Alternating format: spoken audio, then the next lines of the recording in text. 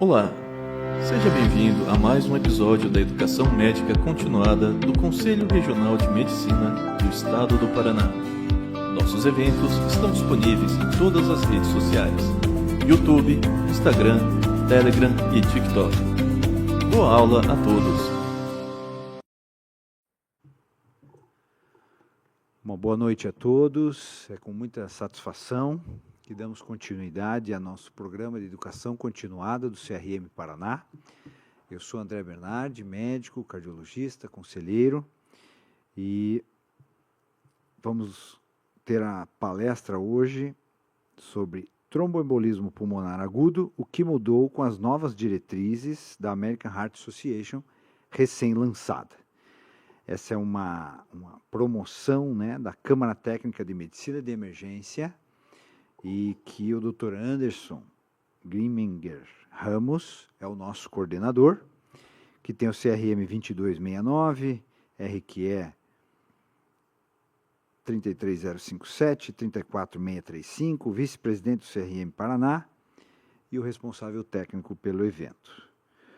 Dr. Anderson hoje não pôde estar, mas trouxe grandes convidados que teremos o prazer de debater com a experiência da doutora Catiúcia da Cunha Lopes Fogaça, também conselheira do CRM, e que detém o CRM Paraná 42913. É membro da CODAME, aqui do nosso CRM, hoje participará como moderadora, com vasta experiência na urgência e emergência em toda a região de Cascavel. A doutora Catiúcia é formada pela Universidade Estadual do Oeste do Paraná, UniOeste, é coordenadora da Câmara Técnica de Pneumologia, Tisiologia, membro das Câmaras Técnicas de Endocrinologia, Metabologia, Medicina e Família, e também membro da Câmara Temática dos Queimados aqui do nosso CRM Paraná. E como palestrante, meu amigo, com grande experiência na área, Dr. Jacques Cassidori Couto, CRM Paraná 20022, sob os RQS 2685 e 3894. Dr. Jacques é membro da Câmara Técnica de Medicina de Emergência, graduado em Medicina pela Universidade Estadual de Londrina, especialista em Cardiologia e Medicina de Emergência, sob os RQS que já comentamos, e ainda um supervisor da Residência de Emergência do Hospital Cruz Vermelha, aqui de Curitiba. Então, uma vasta experiência, temos convidados muito interessantes num tema muito atual. Dr. Jacques, o senhor tem a palavra e aproveitem muito bem o evento. Sejam bem-vindos. Obrigado, doutor André, por mais essa acolhida aqui no plenário do CRM Paraná. É sempre um local para a gente discutir essas atualizações. Eu acho que isso leva conhecimento para todos os nossos colegas que estão no interior. E também agradecer a doutora Catiúcia por mais essa parceria aqui, mais uma noite a gente juntos aqui, né? Apesar de você estar aí em Cascavel, de corpo e alma aqui, estamos de uma certa forma sempre ligados aí, sempre com temas aí relacionados à medicina de emergência. Você que é uma grande representante da medicina de emergência aí no oeste do estado também, né? Então fica à disposição para começar a palestra e eu que agradeço por ter aceitado o convite e acho um tema muito importante, porque tem uma prevalência, uma incidência significativa no dia a dia, né, da urgência e emergência. E é importante a gente passar esse conhecimento com as novas diretrizes para ajudar os colegas na triagem, no manejo. Agradeço o convite de estar junto, de você ter aceitado a falar sobre o tema. Obrigada. Legal, doutora Catícia. Enquanto o doutor Jacques se encaminha para o púlpito, eu quero agradecer a participação de todos. Nós temos muitos médicos do Paraná, esse é o intuito principal, né? Levar informação de qualidade a todo médico do Paraná, e os nossos estudantes e acadêmicos de medicina, que também são muito bem-vindos, e aí eu já agradeço a participação que ultrapassa o próprio Paraná, com universidades do Amazonas, da Bahia, do Ceará, do sul do Brasil, e também as nossas faculdades de medicina paranaense. Então, sejam todos muito bem-vindos. Acessem os canais do CRM Paraná, onde essa e outras palestras estão disponíveis a todos vocês. Dr. Jacques, tem a palavra. Então, como o tema já foi apresentado, aí eu também não vou perder tempo aqui, doutor André, acho que vamos direto ao assunto, porque é um tema um pouco denso. Eu creio que consegui resumir de uma forma os pontos principais e de uma forma mais sucinta, porque eu acho que o que mais importa nesses eventos é a gente discutir, depois debater. Porque as diretrizes aí estão à disposição para qualquer um acessar e ler. Então, acho que o meu papel hoje aqui é mais ser um facilitador e resumir o que está aí, o que consta aí nas diretrizes. Desde já quero dizer que não possuo conflito de interesses e que tudo que eu vou debater aqui hoje está baseado na diretriz internacional da American Heart de 2026 sobre a atualização aí do manejo do tromboembolismo pulmonar, que é este o material, e que, como a doutora Catiúcia muito bem pontuou, é um assunto de extrema prevalência nas nossas unidades de emergência e que a gente não pode deixar de pensar nesse diagnóstico, porque às vezes ele não é tão claro como esse caso que eu vou trazer aqui. Então, geralmente as coisas aí mais graves aí acabam acontecendo nas madrugadas aí, né? Justamente quando a gente está com uma equipe mais coesa, às vezes não tem tanto à disposição aí de recursos diagnósticos, aí, principalmente em serviços aí mais periféricos. Então, o paciente chega à emergência com dispneia súbita, hipoxemia, taquicardia. A gente não vai abrir uma diretriz diante desse quadro de paciente aí mais grave, né? E o prognóstico do paciente vai depender de qual vai ser a nossa próxima decisão. Então, acho que eu trouxe aqui o guideline baseado nisso, né? Da decisão que importa, o passo a passo que a gente precisa seguir para a avaliação desses pacientes, justamente onde eles chegam aí, que é nas unidades de emergência. Então, aqui provavelmente seria difícil não suspeitar de TEP, né, uma dispneia súbita aí a 2 horas, uma dor torácica ventilatória dependente, uma taquipneia com uma pressão limítrofe, atendendo a hipotensão, 90 por 94 por 58, uma saturação de 81%. Então, paciente taquicárdico, hipotenso e dispneico e desaturando. Então, dificilmente a gente não suspeitaria de TEP aqui, né? Mas, como eu já disse, nem todo TEP é tão claro assim em apresentação clínica. Eu já cansei de ver e de discutir isso com os residentes, né? A gente estuda e sabe, né, que o sintoma mais prevalente na emergência é a dispneia. E por que ela é o mais prevalente? Porque ela é muito subjetiva. A dispneia pode ser desde uma sensação de falta de ar, de que não consegue respirar direito, mas eu não tenho dispneia ao exame físico, a frequência respiratória está mantida, a saturação está mantida, não tem taquicardia e mesmo assim continua sendo uma dispneia. Então vai desde uma queixa assim, mais subjetiva até uma insuficiência respiratória aguda, franca mesmo, hipoxemia manifesta, e às vezes até com choque associado ou já o paciente em parada cardiorrespiratória, né? Então, devido a essa apresentação clínica tão ampla, é que a dispneia ela é a queixa mais comum na emergência. Então, qualquer paciente com dispneia na emergência, ele deve ser tratado como um possível quadro de embolia pulmonar. É isso que a gente vai ver aqui. Não que a gente tem que pedir angiotomo para todos, mas a gente tem que saber estratificar esse paciente. E a gente vai conseguir descartar com precisão muitos casos ali baseado apenas em scores diagnósticos, scores clínicos. Mas a gente não pode deixar de menosprezar a queixa de dispneia e somente ao final disso tudo dizer que aquela dispneia é por ansiedade ou aquela dor ventilatória dependente, ela é de origem osteomuscular, depois que eu já descartei também um pneumotórax. Então, acho que é esse o nosso papel na emergência, é o diagnóstico diferencial, né? Diante de um quadro desse, seria difícil não pensar em embolia pulmonar com sintomas tão claros e exuberantes aí. Então, são essas 5 decisões que a gente tem que tomar. Tem que suspeitar, baseado na queixa da dispneia, principalmente dispneia súbita. A gente precisa confirmar, né, esse diagnóstico, a gente pode descartar com scores clínicos apenas. Aqueles casos que a gente confirma, a gente tem que estratificar qual que é o risco desse paciente, tratar e seguir. O tratamento não acaba na alta, né?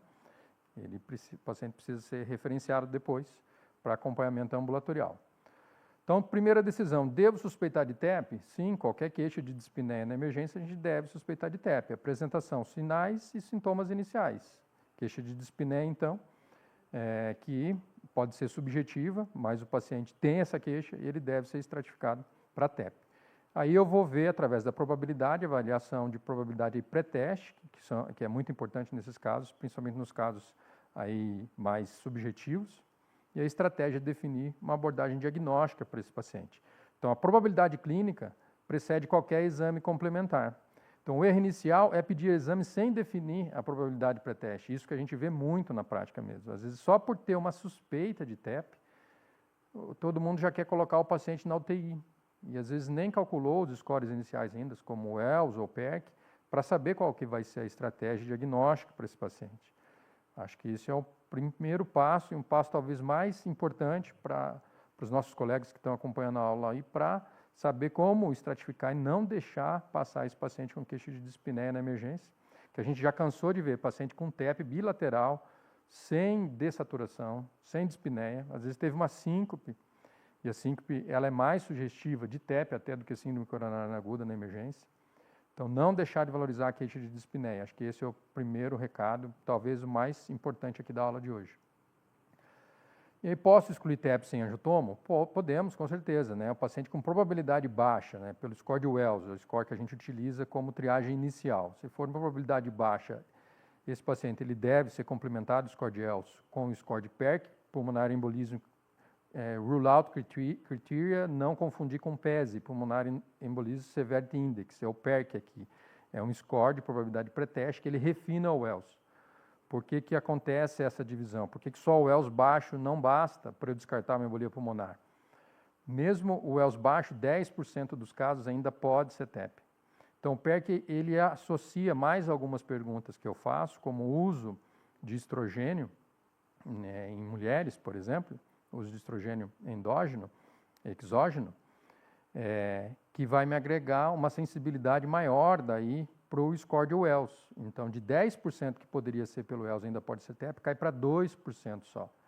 E mesmo sendo TEP, nesses 2% que pode acontecer, é uma embolia pulmonar tão pequena que não vale o risco de eu anticoagular esse paciente. Então, eu devo já fazer o rule out, cancelar a investigação para TEP nesses pacientes que têm um Wells baixo e PERC negativo. Mesmo que venha a ser uma embolia pulmonar, e a gente vai ver isso na diretriz, que a diretriz mesmo cita isso agora, com uma classificação B1, por exemplo, TEP confirmado, eu posso deixar de anticoagular o paciente. Não é para todo mundo, mas isso está na diretriz, porque é uma embolia pulmonar com uma repercussão tão pequena que o risco desse paciente com sangramento pela anticoagulação é maior que o benefício de tratar um TEP desse. Então, utilize o Wells, utilize o PERC com segurança, porque é embasado em literatura, e eu já vou conseguir eliminar esses pacientes de baixo risco já sem nenhum exame. Isso é muito importante para quem está nas UPAs, por exemplo. Eu consigo excluir o TEP mesmo sem pedir dedímero. Tá? Então, se a probabilidade for baixa ou intermediária, ali, um Wells, ele já deu um Wells intermediário, ou o PERC ele veio positivo, aí sim eu devo solicitar o dedímero, ajustado pela idade ou pela estratégia YEARS, e aí lembrar que o dedímero ele não confirma TEP, ele exclui. É uma ferramenta excelente para exclusão, principalmente nos pacientes que chegam mesmo, né, pela porta ali, não estão internados, não tem cirurgia recente.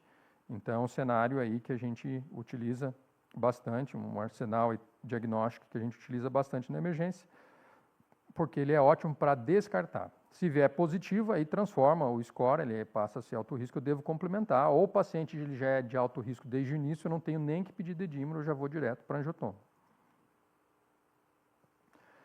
Então, esse nosso paciente teve um TEP confirmado. Como a gente viu aqui, um TEP proximal até, bilateral. Tá? A gente consegue perceber o trombo aqui na artéria pulmonar. E aí, o que eu faço com esse paciente? Né? E isso aqui esclareceu bem a nova diretriz, e aí a gente consegue classificar pelas categorias ali desse nosso paciente, a gente vai ver que é um paciente grave já desde o início, né? Mas não necessariamente seria esse o caso, mesmo sendo um TEP proximal. Eu já cansei de ver embolias pulmonares assim, até a cavaleira, com pacientes sem repercussão hemodinâmica. Tá? E é isso que a gente tem que separar também. O que é diagnóstico, o que é probabilidade pré-teste, e o que é índice, avaliação de gravidade depois do que eu tenho o diagnóstico, tá? Já confirmado. Né? A angiotomo não define nada, a não ser que tem TEP ou não tem TEP. Não é a carga trombótica que vai me dizer a gravidade desse paciente. Lógico que TEPs mais extensos e mais proximais têm a tendência a causar uma sobrecarga de ventrículo direito, que é isso o nosso objetivo da aula, discutir isso, quando que a gente vai estratificar o ventrículo direito e de que forma. E aí sim a gente dizer qual é a repercussão hemodinâmica desse TEP, não pela imagem. Tá? Então o laudo lá da angiotomo vai vir TEP extenso bilateral, não é TEP maciço. Maciço que a gente vai utilizar é para descrever se tem algum grau de instabilidade hemodinâmica ou não. Que é isso aqui, né? Isso então que é da diretriz mesmo, essa é a figura principal aí da diretriz. E se tem tanta classificação assim é porque muda a conduta, né? Não teria por que a gente criar tantas letras aqui, uma sopa de letrinhas, se não fosse modificar a conduta. E aí para cada classificação de risco tem uma conduta que a gente vai trazer aqui de forma mais sucinta e direta aí. E que fica o convite para todos lerem a diretriz, que ficou realmente bem respaldada e condiz bastante com o que a gente já sentia na prática, que pacientes, às vezes, de um risco que a gente utilizava o PESE antes, eles acabavam evoluindo mal, e aí a gente tinha a oportunidade de talvez já colocar esses pacientes antes na UTI, às vezes acaba ficando na enfermaria. Então, a diretriz já houve um consenso de que esses pacientes do perfil C, por exemplo, já deveriam ter uma monitorização mais intensiva desde o início. Tá? Então, nosso paciente com um taquicardia importante, hipotensão, dessaturação, ele com certeza ele já estaria aí pelo menos na letra D ali. Tá? E aí o que leva o paciente ao choque então? Como eu falei, não é a carga trombótica, é a repercussão sobre o ventrículo direito. Então o trombo ele causa uma oclusão arterial aguda, elevando a resistência vascular pulmonar, o que faz aumentar a pós-carga do ventrículo direito, levando a dilatação e disfunção do VD, causando uma falência sistólica direita. A ameaça imediata, então, no TEP grave é a falência aguda do ventrículo direito, causando o colapso do VD. Então, a pergunta não é apenas quanto trombo existe, mas como o VD está respondendo. É isso que muda a classificação do paciente. Essa cascata, então, aqui, ela explica toda a estratificação e grande parte aí do tratamento, como a gente vai ver ao longo da aula. Então, a estratificação. Aquele nosso paciente lá, ele caiu no score ali de Wells, provavelmente risco intermediário, foi solicitado dedímero, o dedímero veio positivo, foi para o angiotomo, confirmou o TEP. E aí, o que eu faço então? Então, eu preciso estratificar esse risco e começa por critérios clínicos.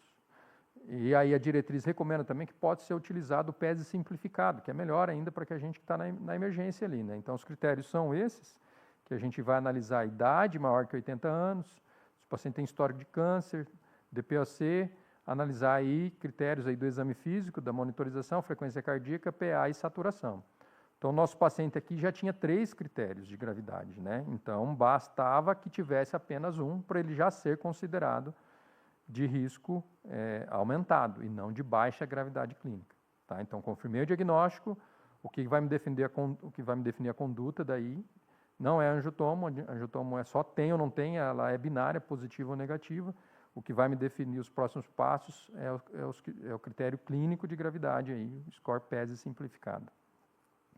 Posso utilizar também o PESE integral, mas a diretriz preconiza também que pode ser utilizado o simplificado. E aí, como que deve ser o raciocínio, né? Antes da gente só ficar decorando letras aqui, né? O que eu preciso saber? É que acessar a gravidade do paciente. Se esse paciente está em risco de ter uma deterioração hemodinâmica ou não. Então, gravidade, comprometimento do ventrículo direito, isso a gente vai fazer só com ultrassom, não tem outra forma. Aí, lesão miocárdica a gente consegue fazer com biomarcadores. E se o paciente está desaturando ou não, isso a gente consegue ver no exame físico desde a chegada, desde o MOV lá, né? E aí sim, daí classificar ele numa dessas categorias de A a E, e se tem algum componente modificador respiratório também, a gente vai colocar a letra R a partir da classificação aí do nível C.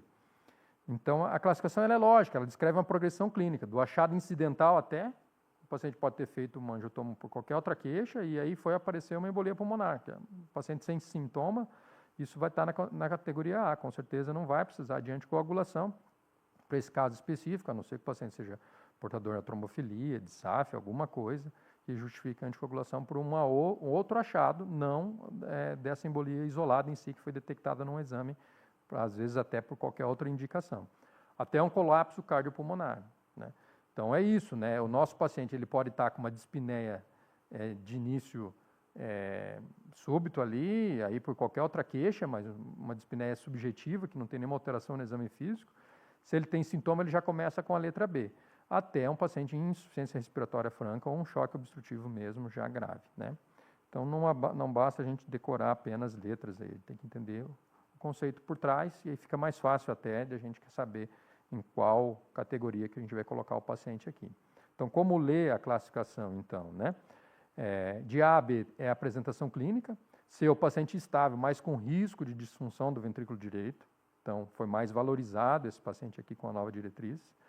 O D, esses pacientes já estavam graves, já desde o início, então não teria muita dúvida que o manejo seria mais intensivo e na unidade de terapia intensiva, já está em falência incipiente aqui. E o E já está em choque refratário ou já é um paciente em parada cardiorrespiratória ou pós-parada. E o R tem um modificador respiratório, porque eu posso ter, por exemplo, um paciente C ou D que não depende de nenhum suporte de oxigênio, então ele não ganha o modificador respiratório, a letra R também. E essa é a figura central aí da nova diretriz, que é o que a gente vai discutir aqui nos próximos slides. Então, o documento original aqui, da American Heart. E aí o que diferencia A de B, então? O A ele é subclínico, então foi um achado incidental num paciente assintomático. Tá? O B, o paciente já tem sintomas, os sintomas são atribuíveis ao TEP, mas ele tem baixa gravidade clínica. Tá? Então, sem critérios de instabilidade. A gente passou ele lá no PESE simplificado e ele veio como baixa gravidade clínica, ou seja, não pontuou nada. Então, a principal diferença entre A e B é a apresentação clínica. O contexto anatômico e clínico continuam relevantes para a decisão terapêutica, porque a gente vai ver que o paciente B, ele pode ser tanto classificado em uma subclassificação como B1, dependendo se o TEP ele é mais proximal ou não, quanto B2, que é isso que a gente vai ver na sequência. E aqui o que muda, então, entre B1 e B2. Então, B1 é o TEP subsegmentar, único ou múltiplo, não importa. Tá? Então, pacientes selecionados, eles podem ser candidatos à vigilância sem anticoagulação. Se tiver baixo risco de recorrência, ausência de TVP, reserva cardiopulmonar adequada e um segmento confiável. Foi aquilo que eu já citei. Então, mesmo o paciente com um sintoma e um TEP confirmado, ele pode ser elegível a tratamento conservador ali, só expectante, sem nenhuma intervenção. Imagina aquele nosso paciente, então, que tem o Wells baixo, PERC negativo, que caiu naqueles 2% lá de ter um TEP, não justifica fazer o diagnóstico nesse paciente. Por isso que encerra a investigação lá, já desde o início. Por isso que eu posso usar o PERC com segurança e encerrar a investigação para TEP, porque mesmo um TEP confirmado aqui, se ele for subsegmentar, não é necessária anticoagulação para todos os casos. Lembrar que a gente precisa também avaliar os critérios aí, as contraindicações para anticoagulação, né? E aí, de B2 em diante, aí não há dúvida, né? A anticoagulação é a estratégia habitual. A diferença não é apenas anatômica, ela pode modificar a decisão de anticoagular mesmo o paciente. Então, a categoria C, aí esse é o paciente que a gente deve olhar com mais atenção mesmo, a partir de agora, aí é o paciente compensado, mas ele está em risco. Por que ele está em risco? Porque ele tem algum marcador de repercussão já sobre o ventrículo direito. Tá? Eu posso descartar esse paciente de ter um risco mais aumentado se realmente após o POCUS, após os marcadores, ele vier com VD normal e os biomarcadores normais. Aí ele entra como classificação C1, é um paciente que tem um risco menor. Se tiver qualquer outra alteração, ou seja, tem um POCUS com sobrecarga de ventrículo direito, ou algum biomarcador anormal, troponina ou BNP, um ou outro, ele entra na classificação aqui na categoria 2. E aí, se tiver os dois, tanto o POCUS alterado quanto algum biomarcador alterado, ele entra na categoria 3. Então, C não significa estável e seguro. C3 exige vigilância muito mais próxima que C1, com certeza. Mas a gente precisa, depois da estratificação completa de risco, só para saber o que a gente vai fazer na sequência do tratamento, mas são pacientes que ficam internados aí já de acordo com essa classificação, aí de acordo com um guideline novo. A categoria D e E, esse aí a gente não tem dúvida que é um paciente grave, né? Então, D1 é um paciente que está em hipotensão transitória, isso a gente vê muito às vezes também, mas é um paciente que já está em risco, ele já não é mais C, se ele já fez em algum momento hipotensão transitória, ele já entra como classificação D. E aí D2 é um paciente que ele está em choque normotensivo, ele tem a PA mantida, porém tem marcadores como lactato, por exemplo, ou já tem alteração de função renal ou alguma avaliação clínica que demonstre que esse paciente está tendo hipoperfusão tecidual. Aí a classificação mais grave de todas, que é aí, esse paciente que ele já tem hipotensão persistente ou recorrente, não é só transitória, é um paciente que fica hipotenso, às vezes eu corro um pouco de volume, ele melhora, mas volta a ficar hipotenso novamente, ou já tem um choque cardiogênico manifesto, porém compensado com drogas, compensado com suporte vasoativo.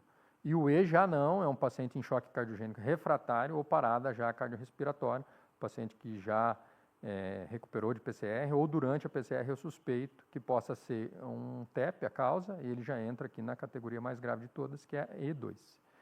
E aí lembrar que pressão arterial normal não exclui choque, né? Então integrar com perfusão ali mesmo, a beira-leito ali, lactato, função renal e avaliação do estado mental. Então, o que significa o R, eu já citei, então não vou me ater muito aqui. O paciente que depende de suporte de oxigênio, ele já ganha um modificador respiratório, seja em qualquer categoria, aí, a partir da categoria C, ele já entra como esse modificador respiratório, que além de repercussão hemodinâmica, ele também tem repercussão ventilatória. Aí varia um pouco, só para a gente saber aqui então, o paciente que ele está com O2 suplementar, mas não um nível aqui maior, até uma cânula nasal menor que 6, não depende de autofluxo, não depende de VNI, mas precisa de qualquer suporte de O2, ele já entra como R também. Ou o paciente até insuficiência respiratória hipoxêmica, falência ventilatória, de qualquer forma o R vai ser sempre mantido, não tem subdivisões aí para o R. Precisou de qualquer suporte de oxigênio, ele ganha esse modificador respiratório. Aí o ecocardiograma, no nosso caso, na emergência vai ser o POCUS, né, que a gente vai fazer, e a gente vai discutir aqui bastante sobre isso. Eu acho que a gente tem condições de fazer um POCUS e avaliar bem o ventrículo direito na emergência, com um treinamento inicial, básico aí. Tá? A gente vai ver, vai discutir, trazer alguns conceitos aqui sobre a cardiografia mais avançada, mas de início basta eu saber que esse paciente tem repercussão ou não. Tá? Então, um POCUS bem binário mesmo, tem ou não tem, é o que importa aí para a gente que faz emergência aí, né? Então, o ecocardiograma, ele sempre deve ser avaliado no TEP agudo, porque isso muda a conduta, o ventrículo direito, como a gente já viu ali, né? Muda toda a classificação, baseada só na avaliação sistemática do ventrículo direito mesmo ali. E aí as avaliações mais básicas que a gente consegue ter na emergência através do POCUS são basicamente relacionadas à dimensão, às vezes só na avaliação visual mesmo ali. E aí, se a gente conseguir fazer algumas medidas para complementar, a gente sabe que nenhum fator isolado, uma avaliação isolada, ela é suficiente para dizer se o paciente tem disfunção aguda de ventrículo direito ou não. Mas eu fazendo aqui uma relação VD-VE ali maior que 1, a dilatação do VD mesmo, visualmente, o sinal do D septal, eu consigo identificar esses sinais, diante de um quadro clínico suspeito de TEP, isso vai já me ajudar bastante na emergência e poder classificar esse paciente de acordo com o algoritmo correto. O TAPS é simples de fazer, FAC também não é complicado, tá? S' também, é a função aqui mais inicial, mais básica, eu consigo fazer também na emergência, através do POCUS. Aí a avaliação de fluxo aí da insuficiência tricúspide, estimar a PSAP, isso aí requer um pouco mais de treinamento e de capacitação. A veia cava também é fácil de avaliar, eu vou estimar a pressão no átrio direito, de acordo com a distensibilidade e a colapsibilidade ali da veia cava, então também não é complicado. O padrão 60-60, eu já tenho que avaliar o fluxo de saída ali na via de saída do ventrículo direito, um pouquinho mais complexo, e analisar o Doppler também do refluxo tricúspide, tá? Mas de todos os sinais mais precoces aí, esse é o mais aceito na literatura como um quadro mais agudo mesmo, ou seja, um paciente que ele tem um tempo de aceleração na pulmonar menor que 60, mas ainda não deu tempo de gerar um refluxo tricúspide tão grande, uma velocidade maior que 60. Então, o paciente que ele tem já uma sobrecarga de ventrículo direito por um DPOC, por qualquer outra queixa, qualquer outro quadro antigo, ele provavelmente não teria esse padrão 60-60 aqui, porque na análise do Doppler espectral ali, do refluxo tricúspide, ele estaria maior que 60 já. Então, isso é o que diferencia. Porque isso que a gente vai ver, esse paciente ele pode ter uma sobrecarga aguda ou não. Né? Então, esse sinal 60-60 é o que pode ajudar a gente a diferenciar isso. se realmente essa sobrecarga no ventrículo direito é aguda ou se já é de um quadro mais crônico, tá? Aí o sinal de mecônico pode ser sinais associados aí que eu vou ter. Aí trombo em trânsito, esse é basicamente o único mesmo que eu vou confirmar se tem um TEP ou não, porque até um paciente ele já pode ter uma sobrecarga de VD já crônica, e aí ele desenvolveu aí um trombo novo, fez uma embolia aguda aí em cima já de uma disfunção de VD mais crônica. Aí só esse mesmo que eu vou dizer que o paciente ele tem uma embolia pulmonar mesmo aguda ou não. E aí a dilatação da veia cava, como a gente já falou, também entra como uma avaliação aí de pressão, e que pode ser algum sinal associado, mas que também não consegue diferenciar se é agudo ou não. Tá? Então, o eco ele não confirma a TEP isoladamente. Ele identifica a resposta do VD e modifica o prognóstico da conduta. A não ser mesmo quando tem um trombo em trânsito aqui, que eu vou poder dizer que é uma embolia pulmonar aguda.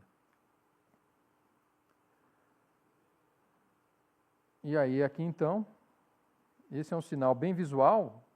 A janela aqui é o paraesternal eixo curto, em que eu vou notar aqui o colapso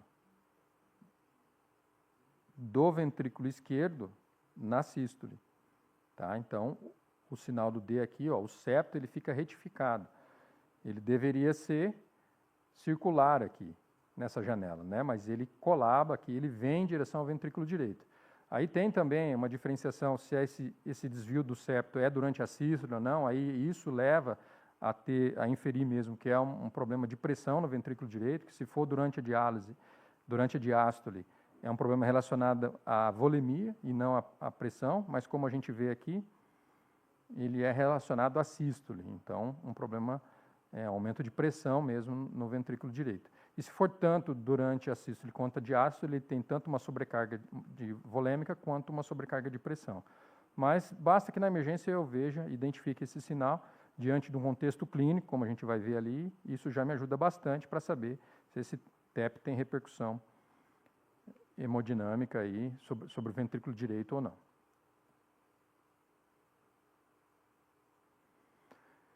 Então, o que é isso, né? Eu devo interpretar primeiro, né? O paciente chegou, eu vou fazer o POX, ele tem dilatação de VD, a relação VD-VE, ali pode ser no paraesternal eixo longo mesmo, tá? Ou no eixo curto ali, qual a janela que eu conseguir melhor. Vou analisar o septo, a função longitudinal, que é isso que a gente vê analisando do TAPS, tá? E a veia cava inferior. Com esses achados, mais a categoria clínica, que eu já classifiquei lá como C, eu vou definir se o paciente tem sobrecarga de VD ou não, para saber se é C2, C3, qual que vai ser a decisão de conduta. Então, isso tudo é integrado, como deve ser na emergência, né? Então, por isso que o ecocardiograma ele não precisa confirmar o TEP para modificar a conduta.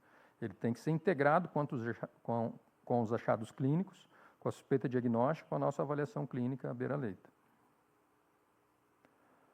Aqui, mais um sinal que também é de fácil aquisição, que é o TAPS. Então, aqui a gente coloca o modo M em cima do anel tricúspide lateral aqui, e através do modo M vai me dar essa leitura. O que eu acompanho aqui, o que eu observo no modo M? Notem que, se o anel tricúspide está variando bastante no plano longitudinal, que é isso que eu vejo no modo M, ele sobe e desce bastante, isso aqui até visualmente é fácil de identificar, esse paciente não tem uma sobrecarga no ventrículo direito tão aumentada, porque senão essa excursão ali sistólica seria menor. É isso que a gente precisa fazer, então colocar o modo M sobre o anel lateral da válvula tricúspide ali, e aí medir do vale ao pico, qual que é essa variação. Tá? Então, sinal também de fácil aquisição. E aí, no caso desse nosso paciente aqui, deu 14, o normal é acima de 17, pela diretriz da American Society of Echocardiography, aí a ACE. Então, ela preconiza aí que o valor normal de corte do TAPS seja maior que 17. Tá? Também tem uma discussão sobre isso. Alguns guidelines, onde vocês forem ler, pode ser que esse valor altere um pouco. Mas seguindo a ACE aqui, é acima de 17. E esse é o sinal de McConnell. Também é fácil de entender. A gente nota aqui que a parede lateral está parada e só a ponta que contrai bastante, a ponta do ventrículo direito. Porque a parede lateral, ela sofre mais com a pressão do que a ponta lá que está ancorada no septo. Então, eu vou ter uma contratilidade preservada, às vezes até uma região apical do ventrículo direito até hipercinética e uma parede lateral parada. Esse que é o sinal de McCone também é fácil de observar, que não precisa de nenhuma medida, só mesmo visualmente a gente consegue identificar esse sinal.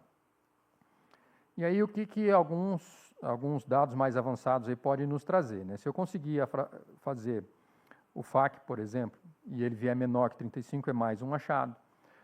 Aí o strain, a gente precisa de um software próprio para isso, a gente vai fazer um strain de parede livre do ventrículo direito reduzido, isso já é mais avançado. O tempo de aceleração na pulmonar reduzido, que é o sinal 60-60.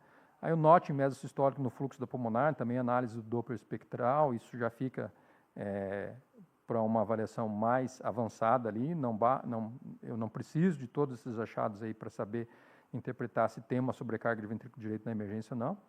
Aí achados adicionais, o trombo em trânsito, regurgitação tricúspide, eu vou precisar interpretar o Doppler ali da regurgitação. Não é complicado, eu preciso ter um pouco de treino, mas eu consigo avaliar isso bem, estimar, talvez a PSAP também. Dilatação da artéria pulmonar, um pouco mais difícil de avaliar também, mas não é difícil com treinamento. Padrões compatíveis aí com sobrecarga aguda versus crônica, que isso a gente pode aferir ali também pelo sinal 60-60. Então, o guideline ele define um conjunto mínimo aqui a ser reportado, né? A ecocardiografia avançada acrescenta uma caracterização mais fisiopatológica, né? Acho que foge um pouco do escopo da aula, fica aqui só para a gente citar. E aqui sim, a gente falou só de POCs até agora, para estatificar o ventrículo direito, mas também lembrar dos biomarcadores, porque eles são importantes e mudam a conduta, né? O paciente que ele tem sobrecarga de VD, ele não necessariamente tem biomarcadores alterados, e vice-versa. Então, os marcadores que importam para a gente aqui é a troponina, que ela vai demonstrar se o paciente tem lesão miocárdica ou não, e o BNP, ProBNP, que avalia se o paciente tem estresse parietal do ventrículo direito. Então, é uma integração de gravidade, né? Eles respondem a perguntas diferentes ali, mas basta que tenha um alterado para mudar a classificação do paciente. E aí, após o POCS também, que é esses dois somatórios aí que vai me dizer qual é a classificação de risco do paciente. Indo já para a quarta decisão, qual é o tratamento que a gente deve fazer, aqueles pacientes que a gente decide anticoagular, qual anticoagulante que eu devo iniciar. Então, a anticoagulação oral ela é sempre elegível para os pacientes de mais baixo risco, tá? E o DOAC preferido, ele é preferido ao antagonista da vitamina K, com exceção dos pacientes portadores da síndrome do anticorpo antifosfolípido, aí que ainda eles vão precisar de varfarina, aí eu preciso internar para fazer a transição com enoxaparina para depois somente iniciar a varfarina. E o DOAC é preferido porque ele tem um uso mais fácil, não preciso de ficar dosando RNI. Já posso iniciar de cara o DOAC, a apixabana ou rivaroxabana. Tem alguns estudos favorecendo o risco de menor sangramento da apixabana também agora, tá? Então, se tivesse que recomendar algum aqui, seria a apixabana, para esses pacientes com TEP em que eu vou dar alta, né, seja ele ficou internado ou não, ou da porta eu já vou liberar, tá? E aí a terapia parenteral, quando for necessário, aqueles pacientes que internam, então, a heparina de baixo peso molecular, ela ainda é preferida sobre a heparina não fracionada.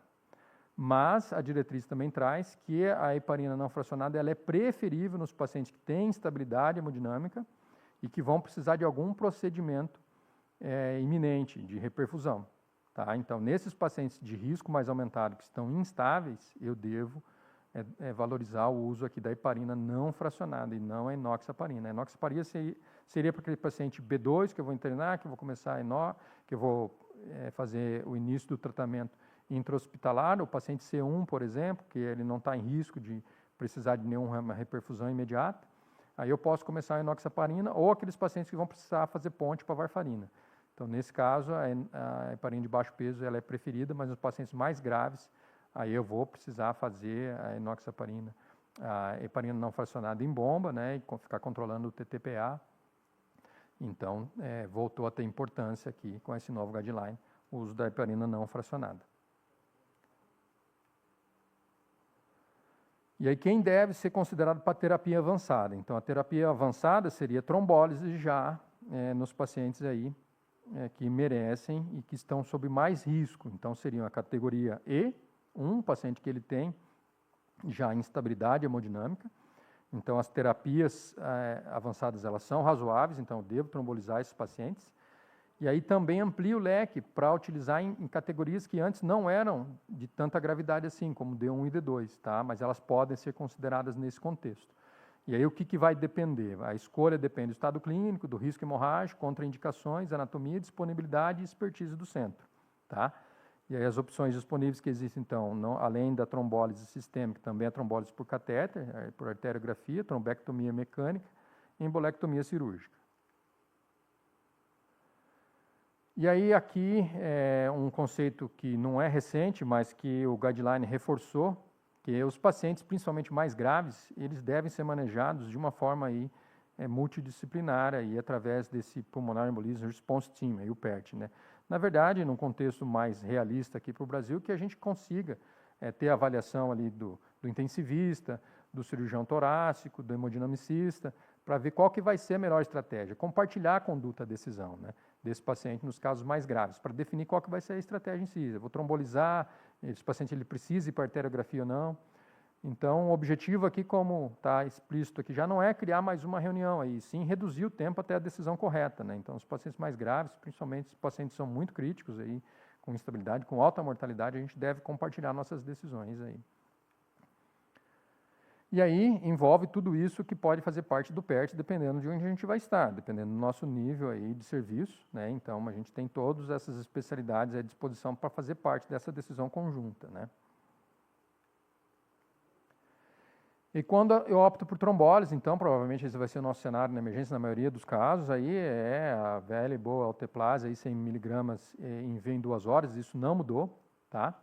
Então, na parada cardiorrespiratória, o protocolo ele é diferente, então o ideal é que se tenha um protocolo institucional de trombólise para esses casos, mas eu já vou citar aqui também como que a gente pode fazer.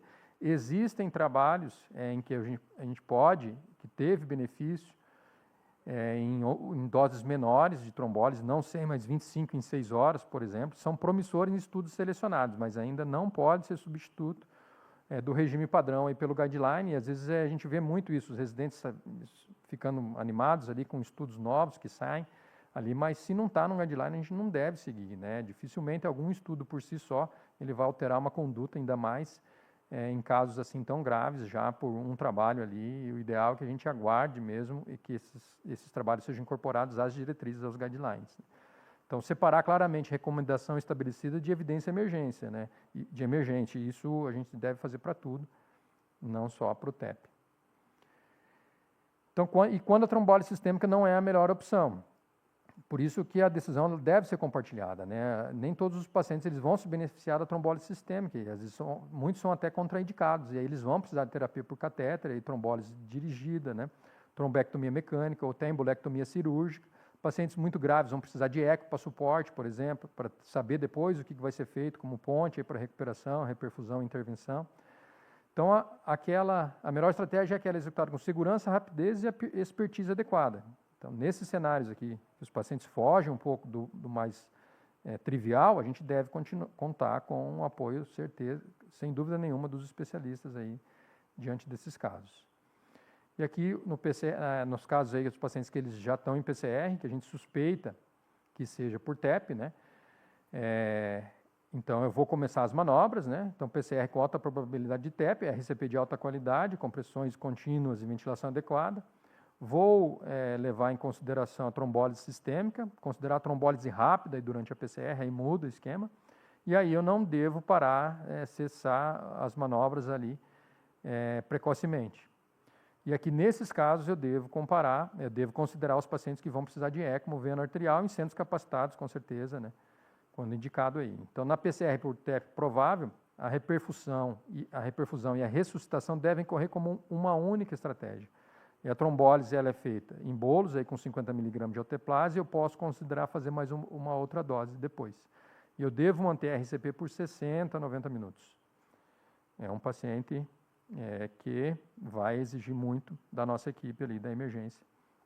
Imagina se a gente está no SAMU, né, com a equipe reduzida, mas segundo os guidelines é o que a gente precisa fazer, porque são pacientes realmente muito graves aí que podem ser beneficiados aí pelo uso do trombolítico. E indo para a parte final aqui da aula, então, a última decisão aqui, o segmento, né? Então, o tratamento não termina na alta. Esse paciente ele deve ser reavaliado na primeira semana após a alta hospitalar ou mesmo a alta ali do pronto-socorro nos pacientes de menor risco. Em 3 meses eu devo fazer uma reavaliação, eu vou ver qual que é a duração da anticoagulação e a tendência agora é manter por mais tempo essa anticoagulação, tem alguns trabalhos até 18 meses para evitar a recorrência e melhora aí da capacidade funcional. E se esse paciente persiste com dispneia, apesar do tratamento, esse paciente ele precisa passar por uma avaliação se ele não está desenvolvendo uma hipertensão pulmonar crônica, tromboembólica crônica. Porque esses pacientes, às vezes, são muito deixados de lado na estratificação, na investigação desses casos, eles não são valorizados e subentende-se que foi mesmo pelo TEP, e o paciente vai viver com uma dispneia persistente, mas não é bem assim, ele pode estar diante dessa situação de uma hipertensão tromboembólica crônica aí, e que é potencialmente curável, né? Então, esse paciente ele pode ser submetido a endarterectomia, angioplastia por balão, ou terapia medicamentosa. Então, dispneia persistente após TEP exige investigação, não apenas observação.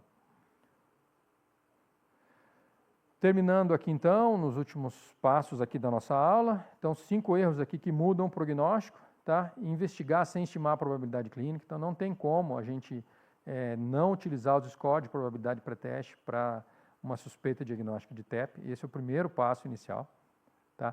Usar dedinho para confirmar TEP, não é ele que vai confirmar. Então, a gente vai precisar de exame de imagem na sequência. Considerar seguro todo paciente normotenso, isso não é verdade. Interpretar o único achado do VD isoladamente também não é verdade. Esse paciente ele pode já ter esse dado alterado no ecocardiograma ali por várias outras razões, então eu devo integrar os vários achados que eu consegui tirar do POCS com o cenário ali, o contexto todo clínico do paciente, e encerrar o cuidado na alta hospitalar, né? Então, acho que de todos aqui, o principal recado é investigar sem estimar a probabilidade clínica e encerrar o cuidado na alta hospitalar, né? Isso a gente não pode cometer, tá? E não só no TEP, né? Acho que vale a pena a gente citar aqui também, a maioria dos nossos erros, no geral, acontecem nas transições entre as decisões aí, né? Por isso que é importante a gente compartilhar a nossa decisão com os especialistas aí também. Então, lembrando novamente lá, quais são os 5 passos, as 5 decisões que a gente deve ter diante de um paciente com suspeita de TEP, avaliar a probabilidade pré-clínica, confirmar, né, excluir com segurança ou imagem quando for indicado, né, para todos os casos, como a gente viu, estratificar a gravidade clínica, ventrículo direito, biomarcadores, se o paciente está dependente de O2 ou não, tratar anticoagulação ou reperfusão quando indicada e seguir, né, principalmente para a gente ver se esse paciente não está desenvolvendo uma hipertensão pulmonar crônica aí. Então, o trombo estabelece o diagnóstico, né? Eu devo procurar o trombo. A resposta cardiopulmonar define a gravidade e a sequência das decisões define o desfecho. Então, acho que é isso que a gente pôde explorar bastante aqui na aula de hoje, né? E aí, frisando que esse material é educacional e a conduta clínica deve priorizar o julgamento médico e os recursos locais. Aí eu deixo aqui um QR Code para quem quiser entrar, esse QR Code vai levar ao fluxograma ali do TEP, não tem como apresentar o fluxograma aqui todo em uma única tela, então fica à disposição aí o QR Code para quem está assistindo, tá? Essa aula vai ficar gravada aí no CRM também, para vocês assistirem depois.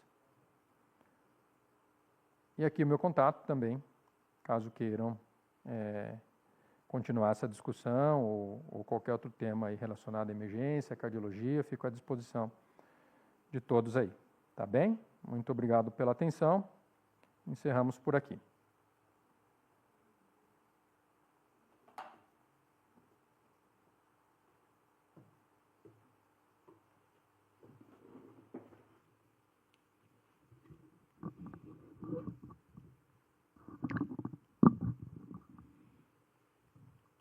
Oi, tá me ouvindo? Posso? Oi, estou ouvindo sim, Catiúcia. Então, eu acho que ficou claro, pelo menos para mim, não sei se o doutor concorda,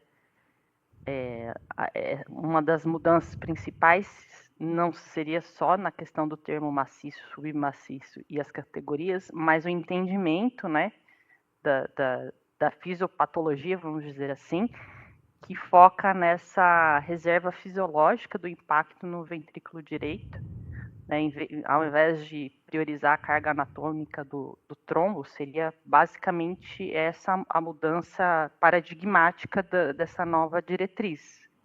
Não sei se o doutor concorda com isso. Sim, sim. Eu acho que essa diretriz vai permanecer por um bom tempo aí, sabe? Porque leva em consideração realmente a fisiopatogenia, né? E a fisiopatogenia não muda. Então, foi um ganho bastante grande aí para nós, aí, que já via que não era suficiente a classificação que tinha antigamente, porque nem todos os pacientes a gente conseguia estratificar um risco adequado só levando ali o critério como submaciço, como maciço ali, por instabilidade hemodinâmica, né? Não diferenciava bem esse paciente com hipotensão transitória ou de uma hipotensão mantida. O paciente em choque, um choque refratário, isso não tinha essa diferenciação. Então, são cenários ali que realmente acontecem na prática e que muda a conduta, né? E é por isso que é um paciente que ele é difícil de manejo em serviços que não sejam de alta complexidade, né? Então, um paciente que está instável com TEP, a gente precisa encaminhar para serviços maiores, porque realmente vai precisar de equipe aí de multi-especialistas aí para poder conduzir esse paciente de uma forma mais satisfatória, né? Porque vai precisar de trombólise, às vezes arterial ali, embolectomia. Então, a diretriz veio contemplar toda a cadeia aí da assistência, aí, desde o paciente até assintomático, que isso acontecia também. Às vezes o paciente ia lá para a emergência porque fez uma angiotoma por alguma outra queixa e tinha lá um TEP. Então, a gente não sabia o que fazer com esse paciente, né? Vai anticoagular ou não? O que vai fazer? Então, foi um ganho realmente muito grande aí, sabe? Convido a todos a lerem. Eu li para essa aula. Outra coisa que eu gostaria de pontuar, destacar, e já fazer uma pergunta, né? É a questão do uso do lactato como ferramenta de estratificação. E aí eu já vou encaixar uma pergunta, né? Que é um desafio, na verdade. Como que eu vou identificar o paciente que, vamos dizer assim, entre aspas, está morrendo com a pressão normal, né, segundo a categoria D, né, o choque normotensivo? O doutor poderia... Isso é um desafio para qualquer tipo de choque, né? Tem vários trabalhos ali e um deles ajuda bastante a gente a levar em consideração os achados clínicos também, né? Como o Motley Score, por exemplo. Ele é um bom marcador precoce até de reavaliação que a gente pode fazer à beira-leito, sem depender tanto do lactato, porque o lactato pode ser um marcador tardio, né? Então, isso é um desafio para qualquer tipo de choque ali, né? E a avaliação clínica, ela é muito mais fácil a aquisição, né? O lactato, ele tanto demora a aumentar, quanto demora a baixar também. E ali, à beira-leito, eu posso utilizar o Motley Score, ver que o paciente está melhorando, né, melhorando a perfusão da pele ali, com as medidas que eu fiz, seja elas com restituição volêmica, eu comecei vasopressores. Então, esse é um desafio do choque mesmo, né? E aí a gente deve atentar realmente para esses casos limites, porque o choque manifesto, isso aí não vai deixar ninguém em dúvida, né? E aí procurar por esses sinais, né? O paciente que já está mais tempo com a gente, ele débito urinário, né? A temperatura da pele, o moteamento, nível de consciência, aí é uma avaliação que a gente tem que ter, que é a arte da medicina mesmo. Ainda bem que ainda existe espaço para a medicina beira-leito ali, né? Não é tudo marcador, não é tudo exame, né? Isso. Doutor, um outro ponto que eu gostaria que o doutor falasse um pouco mais a respeito seria a questão do alerta crítico sobre a sedação e a intubação, que geralmente quando, né, paciente com insuficiência respiratória no TEP grave, né, a gente tem a questão da indução anestésica, a pressão positiva. O doutor poderia falar um pouco mais sobre isso? A resposta simpática. Eu gosto muito de discutir isso também, Catiúcia, e também é um tema que foge só do TEP, não é só no TEP aqui, né? Mas a gente já vê trabalhos, aí a gente via isso na prática mesmo, né? Que a gente deve tentar postergar o máximo possível a intubação num paciente muito grave, muito instável, né? Tanto que mudou mesmo, né? Agora o C vem antes do A, né? Na avaliação, assim como no trauma também a avaliação primária, o X vem antes. O C também vem antes, né? Então, eu não posso querer entubar um paciente muito instável hemodinamicamente logo de cara. Lógico, isso a gente está falando da sequência rápida de intubação, que a gente vai fazer bloqueador neuromuscular, a gente vai fazer um depressor do sistema nervoso central. Então, todas essas drogas, mais seguras que seja, que eu vou utilizar, etomidato, rocurônio, vai causar algum grau de depressão miocárdica, de hipotensão, não tem como. E aí, diante desse cenário, que não é uma insuficiência respiratória franca, porque se for, o paciente está tão grave, eu não vou fazer sequência rápida de intubação, eu vou fazer via aérea crash, eu vou intubar provavelmente, às vezes, sem nem sedação, sem nada, né? Então, eu devo postergar. E aí, a sequência retardada de intubação também preconiza isso, que eu ventile melhor o paciente antes, que eu recupere a hipoxemia, para depois considerar fazer a sedação, o bloqueador neuromuscular, né? Então, isso também serve muito para o TEP e os pacientes hipovolêmicos. Porque não é só as drogas. Depois que eu intubei o paciente, coloquei em ventilação a pressão positiva, eu vou levar aumento da pressão intratorácica e esse paciente que estava apanhando lá já com o ventrículo direito, seja por infarto de VD, seja por hipovolemia, vai cessar o débito cardíaco. Não tem como. Porque cessa o retorno venoso e acabou, o paciente vai entrar em PCR. Então, realmente também entra aí na arte da medicina, aí, né? Até quando ponderar, até quando postergar, melhorar essa instabilidade hemodinâmica para daí, no momento mais oportuno, considerar a intubação com sequência rápida. Também é a arte aí, mas você tocou num ponto também muito importante e que a gente deve considerar não só no TEP, né? Principalmente TEP, infarto de VD, pacientes hipovolêmicos, que depende de pré-carga, né? De pré-carga e de retorno venoso. Porque eu posso fazer a melhor droga do mundo. Coloquei o paciente a pressão positiva, vai aumentar essa falência do ventrículo direito, e aí eu posso ter realmente uma parada cardiorrespiratória seguida aí pós-intubação, né? E é isso que eu gosto de dizer também. O paciente, às vezes, a maioria dos pacientes eles param pós-intubação não é por hipóxia, é por hipovolemia, tá? É por choque. Então, eu devo levar isso em consideração para indicar a intubação. E aí, a hipoxemia geralmente não está relacionada a esse contexto. A não ser, lógico, eu não consigo intubar, não consigo a via aérea, aí o paciente vai deteriorando, mas aí eu vou botar lá uma máscara laríngea, vou recuperar no umbu. Geralmente não é a causa, é a instabilidade hemodinâmica. Então, eu tenho que me atentar muito a isso mesmo. Perfeito. E a gente falou bastante de serviço terciário, né? De alta complexidade, enfim, do PERTS, mas eu gostaria também de pontuar a questão do pré-hospitalar, né? A gente tem nessa nova diretriz a questão do uso de alguns algoritmos para evitar, inclusive, exame de imagem, né? Mas a pergunta que a gente se faz é assim, qual paciente eu posso mandar para casa com segurança, diretamente do pronto-socorro? É o paciente ali com o ELS baixo e PEC negativo, né? Esse eu posso e devo, né? Isso está bem embasado na literatura.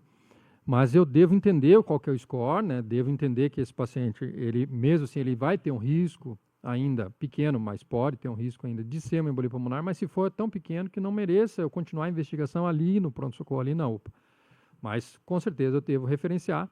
Se a suspeita persistir, né, ele, por uma questão outra, não entrou no score, o paciente ele precisa de acompanhamento, mesmo aqueles que têm diagnóstico, principalmente, eu devo fazer um segmento adequado, ali, como a gente viu ali na apresentação, né?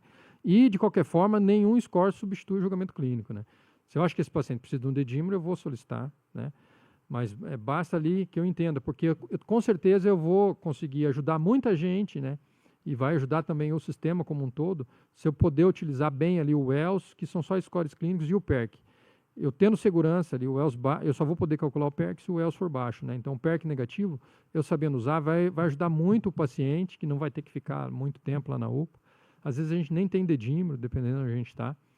Mas aí eu vou liberar o paciente para casa numa insegurança ou não, põe ali no score, entra no aplicativo, vê como que é, escreve no prontuário do paciente, está totalmente embasado na literatura de que poderia ter encerrado a investigação para TEP, né? Não é só TEP que vai entrar ali, como a gente vê na emergência, a queixa, o paciente não chega com doença, ele chega com sintoma, né? Então o sintoma pode ser várias doenças, né? Então eu encerro a investigação para TEP, mas não é que não pode ser um pneumotórax espontâneo, por exemplo, né? E eu vou ter que excluir as doenças ali de maior gravidade, com certeza, lembrar sempre do diagnóstico diferencial, e a prevalência é o raciocínio clínico como um todo, sempre, né?